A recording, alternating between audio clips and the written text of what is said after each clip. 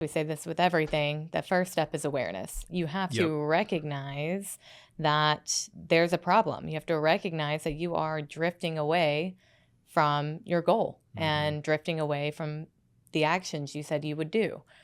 Refocus, that's a big part of this, but you can't do that without first checking yourself and tuning into where you're at. Welcome to The Growth Project, a podcast brought to you by AMPLOS. Dr. Drew Brannon, joined by Dr. Gabby Caviedes. It's been a little while. It has. Since we've teamed up. I know, yeah. As the team's growing, we're getting more variation with the podcast. It's great to be back talking about today's subject, and I think it's certainly fitting for you and I to be doing it because it isn't necessarily a part two, but we had a conversation back, what feels like, how many years ago does that feel like now? At least a couple.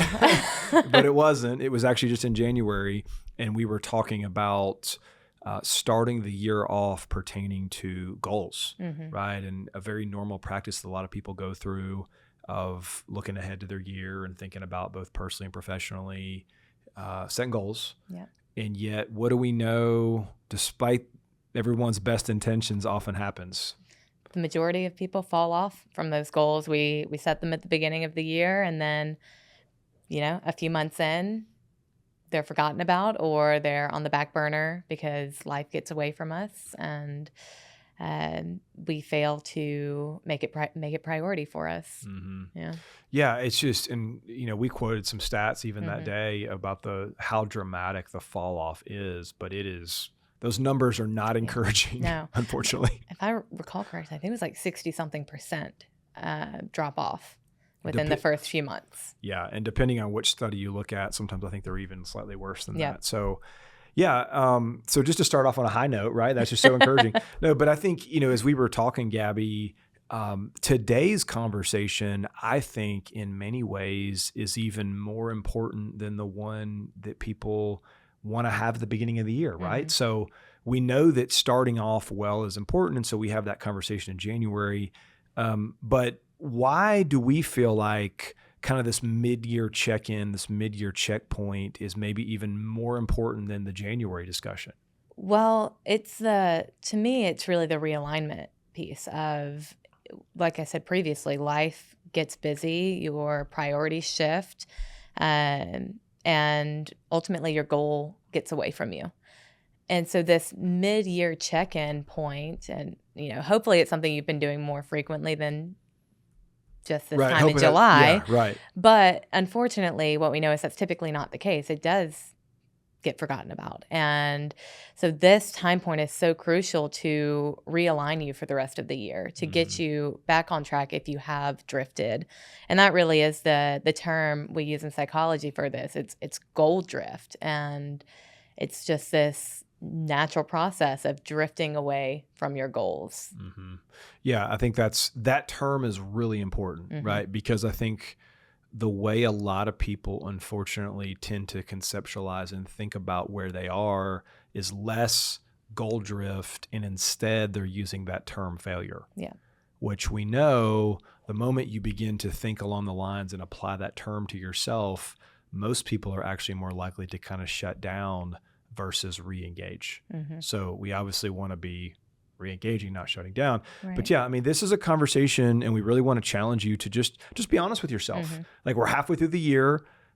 Many people, and I think there's two main audiences here. Either you did set goals back in the beginning of the year, and so this is a conversation around, hey, let's honestly assess and reflect on where are you. Yeah. And then the other, I think, audience would be, maybe you didn't do that. Yeah. Maybe you're halfway into your year and you never set goals. Or maybe you started, but you didn't quite finish. This is also a great opportunity to say, all right, I'm halfway through, fine. I've got 6 months ahead of me. What do I want it to look like? And I think the other way, a lot of people, depending on what organization you're a part of, operate on kind of a fiscal year model anyways. And so you're starting your year right now. Right. And maybe that's how you do your goal setting. So I would also acknowledge that there are plenty of people who maybe they roll from July 1 to June 30th. And so, hey, we're here for that too. That's a great point. It really is, I think, for a lot of people professionally, that New Year's resolution time point of what do I want to accomplish professionally this year?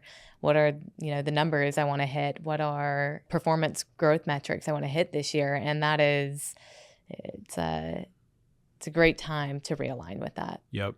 And a final note before we fully jump into it that I want to mention is if you aren't doing this, or if you haven't been doing this in the past, really want to challenge you to think about like, when is the right time to assess and pay attention? Because let's take an easy example from sports. Any sport, World Cup's going on right now. Let's take the World Cup. I was just watching the other night, and just like they do in plenty of sports, they showed the bench, and the staff is on the bench, and they're all hovered around the iPad. And what are they doing on the iPad?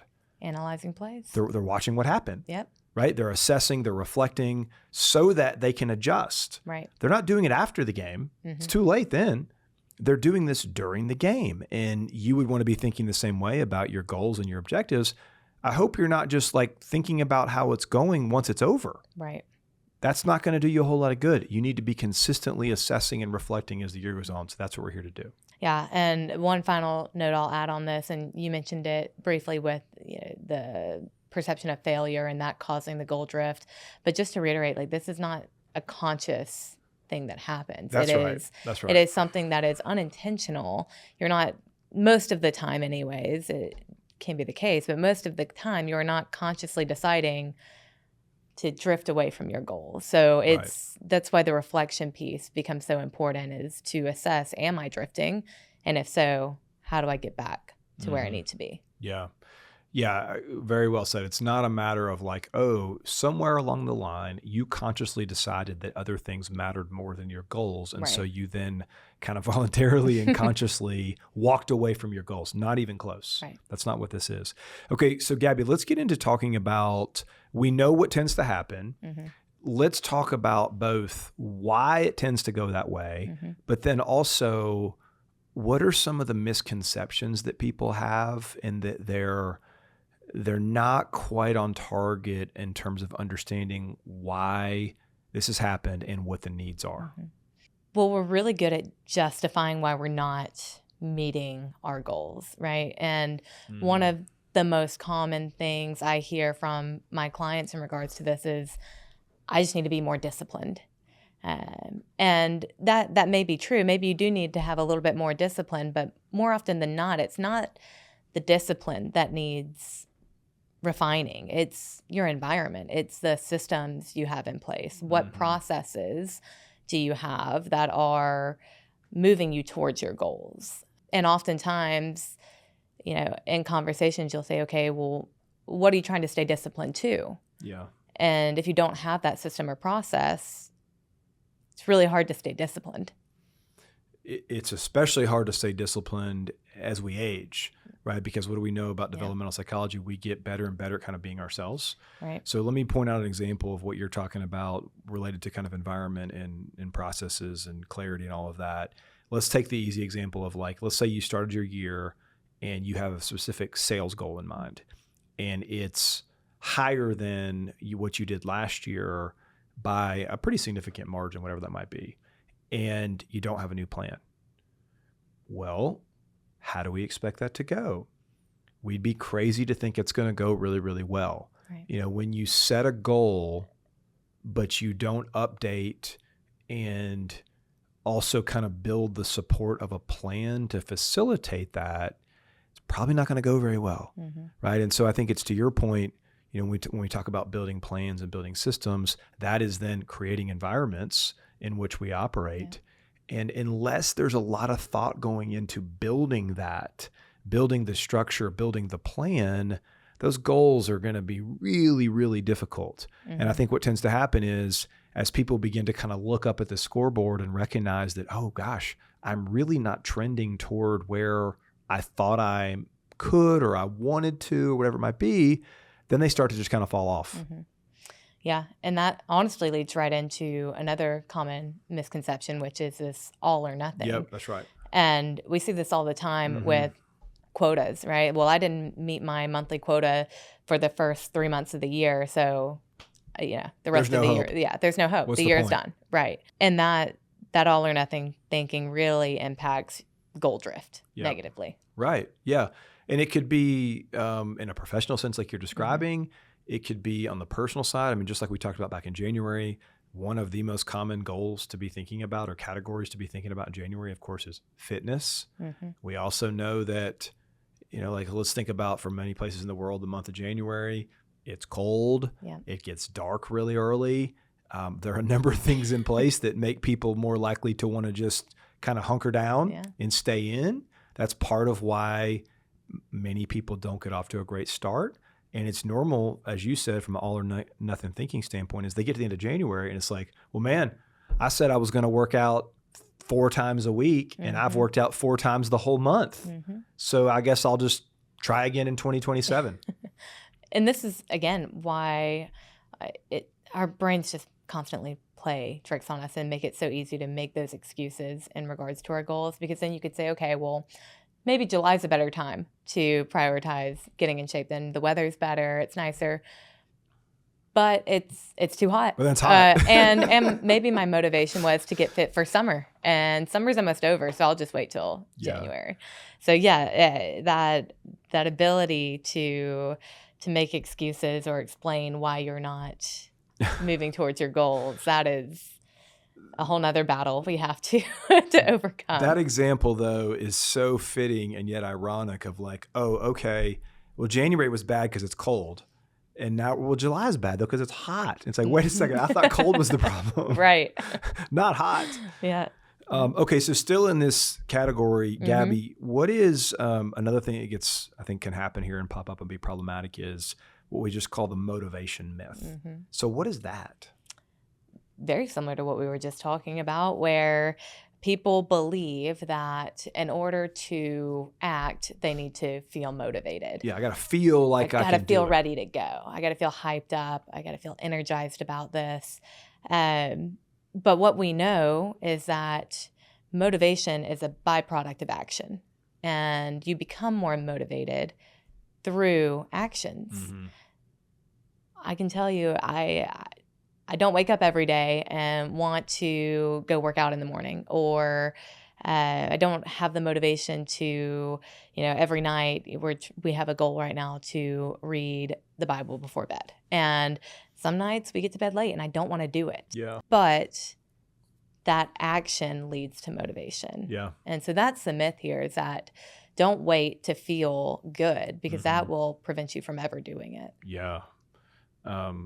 If you need to feel good in order to say yes to what you said you wanted to do, good luck with that.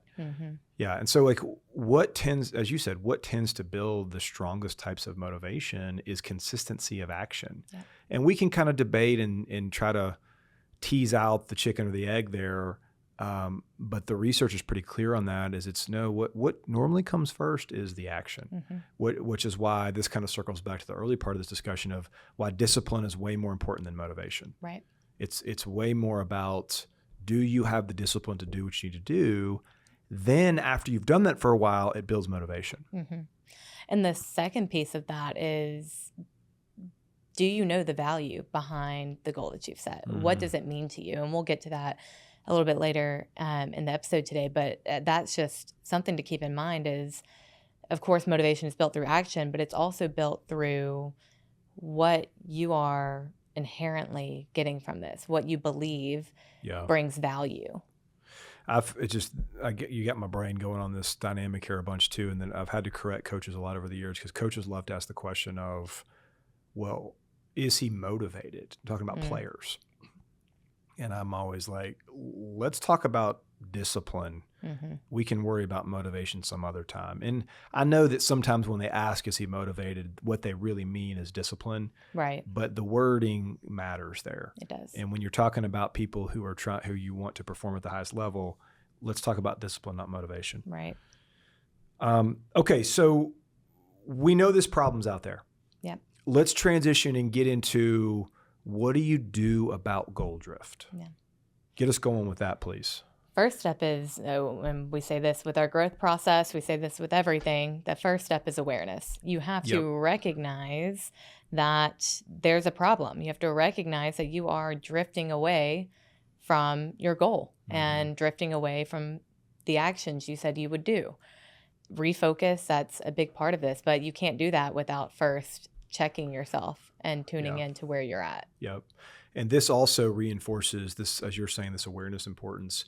It also reinforces why we say so often, you've got to have accountability. Right. Because when we're talking about how do you raise a person's awareness, or how do I raise my awareness that I've maybe drifted from some of my goals, if I'm on my own for that, there's a possibility I'm going to miss it. I'm not going to be aware. I'm not going to realize and recognize the fact that I'm off the mark here. Right. So you go all the way back to, again, January, and we're trying to put the right systems in place to increase the likelihood you do what you said you wanted to do. You got to have accountability. Yeah. Whether that's an accountability partner, somebody that is, in tune with what you've set for yourself, or we talked a lot about this in that beginning of the year episode, tracking. Yeah, that's right. Are you consistently tracking your progress, either daily or weekly, to be able to say or see, hey, I'm not progressing. I'm not doing the things I said I was going to do. And that's why tracking is so important. Yep. And let's just have a quick, here comes a rubber meets the road statement right here. Buckle your seatbelt. There's never been an easier time in the world to have tracking. Oh my gosh. I mean, with all the many tools that are now available to us in the way of, I'll say software, but you really don't even need software at this point. These are just simple things that operate even on your phone, which maybe that's software. I don't know. That's not my expertise. Yeah. So yes, tracking is vital. Yeah. It can even just be your calendar, right? If we're thinking about work, like looking in, did I schedule focus times, and looking back at your week and saying, okay, did I actually utilize those focus times? Or did I schedule meetings over them? Okay, so we've got to raise awareness. I get that.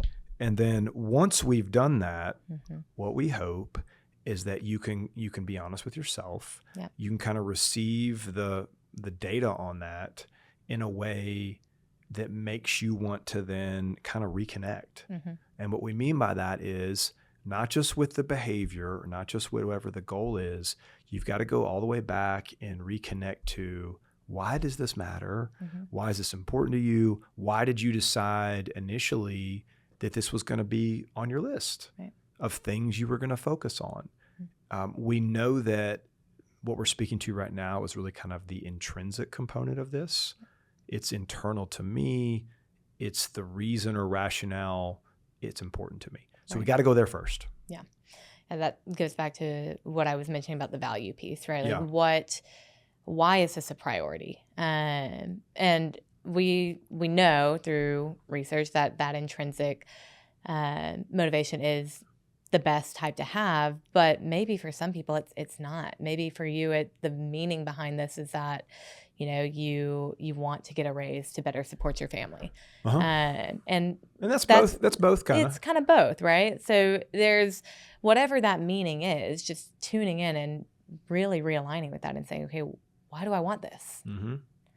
Yeah, and I think it's important to state there too on the reconnect piece. It's also okay to decide that something is no longer the right thing for you. That's okay. It might be that you started the year, I'll just make up some numbers here, with kind of 5 key goals or 5 key objectives you really wanted to be better in or work on. And it's more than possible you're now in July and one of these is no longer that relevant. Right. That's fine. It's more than possible that the reason you haven't given it a whole lot of attention is because it's just not as salient or noteworthy of a thing in your life, in which case just move on. Move it off the list. There's no problem doing that. Right. Okay, so awareness followed by reconnection. Where do we go from there? The identity piece is next. And this really builds off of that intrinsic motivation, and that it's now connecting what you want and why you want it to the person you're becoming, right? Now I know why this goal has meaning, but what is it going to change about me? How is it going to make me better as an individual? Yeah. And so realigning to your identity now as to, maybe it's a new identity you want to take on, or maybe, it could be a leadership role, or maybe it's an identity you want to make better. or even get rid of. So there's a lot of ways that this can show up, but it ultimately relates to the person you're becoming through attaining this goal. Yeah. Yeah. And that's just a matter of, we've said it many times, we are what we repeatedly do. Aristotle said that a long time ago. So thank you. Thank you, Aristotle, for that. Your idea, not mine. Yeah. But yeah, it's true. It's true. Yeah. And so what is the identity? It's simply the byproduct of the things that we're saying yes to on a consistent basis. Right.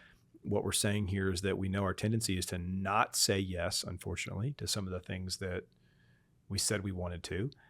And then we've got to move from, once we're honest with our identity, now it becomes like, all right, let's evaluate. Right. You got to be honest in this. You have to go into this with your eyes wide open, with a spirit of humility and a willingness to just tell the truth. Let's keep in mind here that this is for you and your benefit and no one else's really. Right. But you've got to evaluate and just tell the story of what the data says. Right. Are you doing these things? Are you not? Are you on track with the habits and behaviors needed to deliver on the goal? Right. And just tell the truth. Right. And then once you've self-assessed where you're at, you then have to evaluate, is this something that I'm on track with? I want to keep putting effort into. Yep. Is it something that needs adjustment? Something that, again, we talked about this at the beginning of the year, the importance of having a regular evaluative process, because your goals will need adjustment.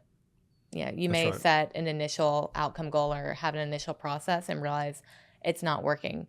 That's why evaluation is so important, so you can go back and refine.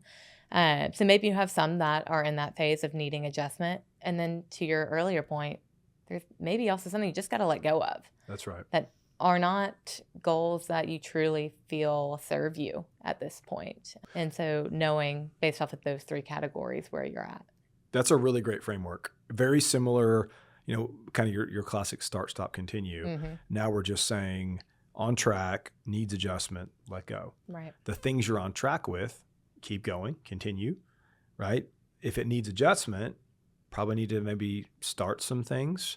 And then the stop would be, what are we just going to let go of? Yeah. And recognize that whatever play you have been running, if it isn't working, you might need to do one in order to do the other, meaning you might need to let go in order to adjust. Right.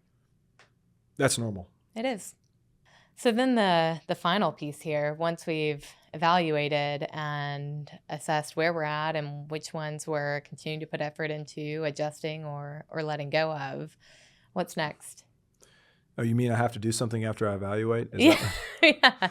And one last step here. Then it's time to go execute. Like at the end of the day, you have to get to work on these things. Yes, we need to reflect and assess, but then it's all building toward me now having a clear understanding of the plan that I need and then getting moving on the plan.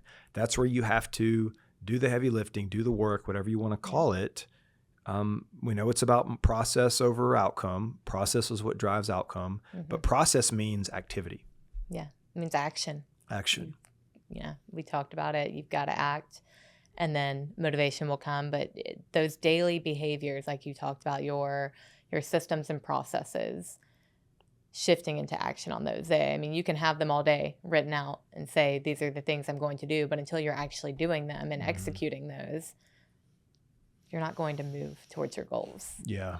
Yeah. I think I was reading something recently and it was talking about how, now granted, to be fair to this article, it was an article primarily focused on like strategic planning and strategic thinking and all of this.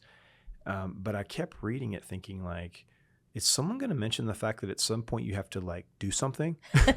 Yeah. Like you've got to get going, you've got to activate, and all of that is true. So be careful you don't spend too much time and energy and effort devising like the perfect plan. Yeah. You got to save some bandwidth to actually like get moving. Yeah, it's a great point that we talk those buzzwords around strategic planning, but then what about strategic doing? Strategic doing. I like that. Let's pitch that now. New article incoming. Yes. Okay, Gabby, now that we've kind of really walked through our best attempt of explaining and helping everybody understand what's normal as it relates to this goal drift. And we understand human nature and some of the things that transpire to get us here. Let's really narrow down now, and we want to give our listeners kind of this framework. Let's pull it all together with this framework that we'll call the 4 R's. And with the framework, we want to provide to our listeners here the specific questions. And so these are essentially like, here's your action plan. So the action plan begins with what? The action plan begins with reflect. Okay. This is your first R. First R. And again, this all comes down to adjusting, right? So the first question to ask yourself is, where did I drift and why? So this is that first phase of awareness that we talked about. Spending some time thinking about this one question: where did I drift and why did it happen? Yeah. And that will give you the first stepping stone into, okay, well, this is the goal. I need to reprioritize. Yep. So that's where you begin. That's where you begin. Where did I drift? Why did I drift? Again, we've said this. We'll continue to say it. Honest assessment. Any other type of assessment is doing you no good. Right. It's never beneficial to lie to yourself or others. So beginning with reflect, where did I drift? Why? Which then moves us into the second R here, realign. And as we get into this realign, we're asking ourselves, does this goal still matter? Is it still the right one? Where does it fit? You can make whatever decision you need to make on that in terms of deciding whether it does or doesn't fit. Yeah. If it doesn't, I think the answer is pretty obvious here of like, okay, we're throwing that one out the back door, moving on. Yeah. But it's beginning with reflect, then we realign. Once we realign and make conscious decisions around what fits and what doesn't, what's next? Redesign. Now it's time to redesign. R number 3. It's your systems. This is your daily actions. What systems and actions, processes will move me towards this goal. And again, going back to that evaluation piece, thinking about what has worked so far and what hasn't worked. If it's not working, that's a clear indicator you need to redesign. Yep.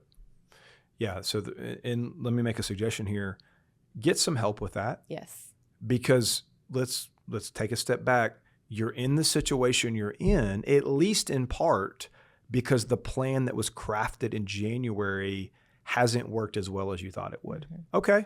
No problem. Nobody's fault necessarily, but don't stay on your own with this. When you're in this redesign phase, get some perspective, talk to some people, get a little bit of assistance and help with what you're trying to do there. And then once you've done that and you feel good about the plan, the final R of the 4 is time to recommit. And you need to feel that. So when we talk about recommit, what that really means is, let's feel the weight, ideally on an emotional level, of, okay, I'm locking back in here. I started with the best of intentions, hasn't transpired quite like I wanted it to. Right. No problem. I've gone through this progression and framework here. If I've got a new kind of reinvigorated plan, got to recommit. I think one thing you said there really stuck out to me, and it's that piece of, acknowledging that what I did wasn't working, and your response being, and that's okay. Like, that's a part of the process.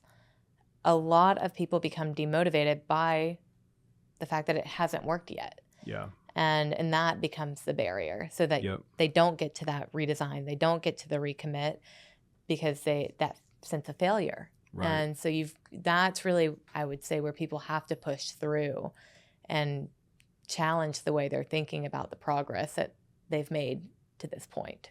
Well, and let's just be clear. One of the reasons that happens is because so many folks hear statistics and convince themselves that those numbers apply to everybody else. Yep. Yep. I know you just told me that whatever percent of people will fall on their goals in the month of January. Man, I can't believe all those people do that, right? Couldn't be me. Couldn't be me. So that's a big part of why we end up in the situation.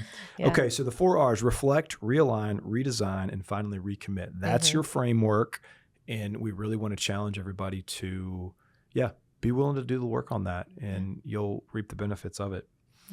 Okay, so winding down, Gabby, final thoughts as we kind of wrap up from you?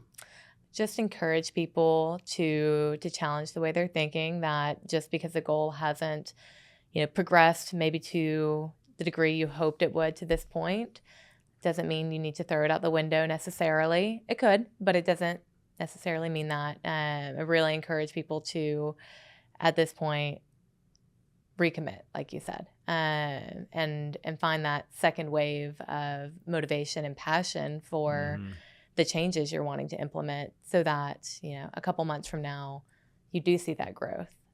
Yeah, I agree with all that. And let me just mention this. We recognize this is tough. I mean, one of the toughest things to do psychologically, mentally, emotionally is reset.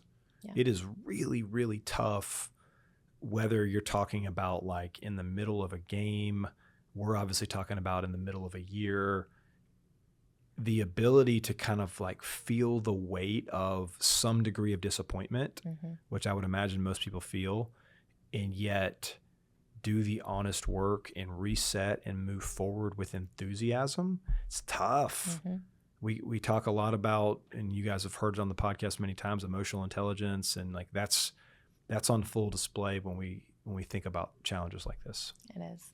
Yeah. It's tough to do. Yeah.